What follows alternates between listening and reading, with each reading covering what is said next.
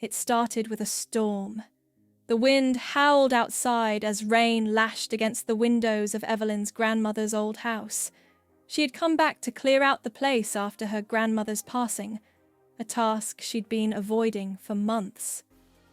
Late that night, while rummaging through the attic, Evelyn found a wooden box tucked behind a stack of forgotten books. Inside, tied with a delicate silk ribbon, was a collection of letters. One stood out. The envelope was sealed with crimson wax, pressed with a rose emblem. The paper felt different, as though it carried the weight of something eternal. Her hands trembled as she opened it. The ink was faded but still legible. When the clock strikes midnight, come to the garden where the roses bloom. The rose remembers. The words sent a shiver down her spine. Midnight was less than an hour away. She tried to ignore the strange pull she felt, but it was as if the letter itself whispered to her, urging her to go. The rain stopped just before midnight. The air was cool, heavy with the scent of damp earth and roses. Evelyn wrapped a shawl around her shoulders and stepped into the garden behind the house. The garden had always been beautiful, but tonight it seemed otherworldly. The roses glowed faintly, their petals shimmering under the moonlight. She followed the path deeper into the garden, her steps soft against the mossy ground. The world around her felt dreamlike, the air thick with silence. Then she saw him. A man stood in the clearing, dressed in clothes that seemed centuries out of place.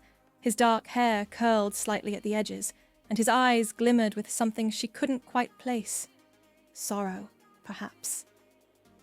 "You came," he said, his voice low and soothing, like a melody she almost remembered. "Who are you?" Evelyn asked, her voice trembling.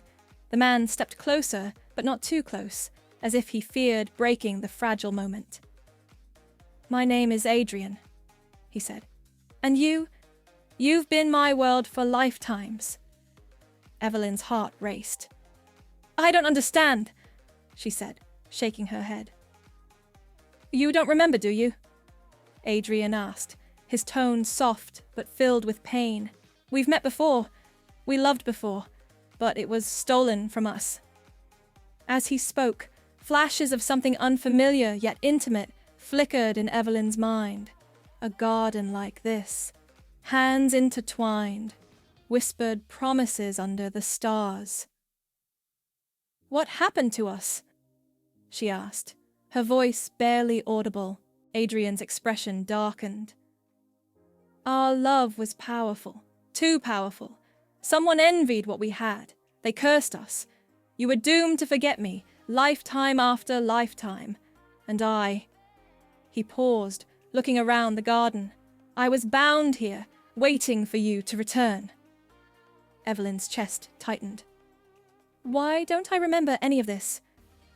"The curse wipes your memory with every new life," Adrian explained.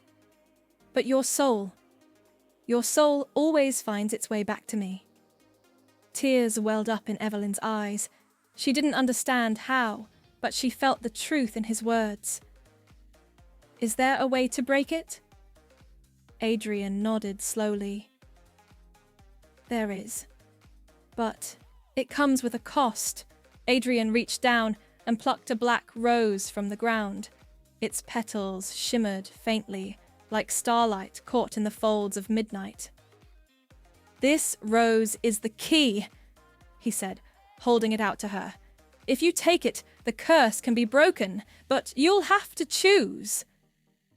"What choice?" Evelyn asked, her voice trembling. "You can stay here with me, in this garden, forever," Adrian said. "But it means giving up the life you know. Or you can leave, and the garden will vanish. You'll forget me again. Until the next lifetime." The weight of his words pressed down on her. Stay and lose everything, or leave and lose him. As dawn approached, the garden began to shift. The roses started to wilt, their petals falling like ash. Shadows crept across the clearing, and the air grew colder. Adrian's form flickered, his presence tied to the garden's magic. "The garden is fading," he said softly. "It's tied to the curse, just like I am." Evelyn clutched the rose tightly.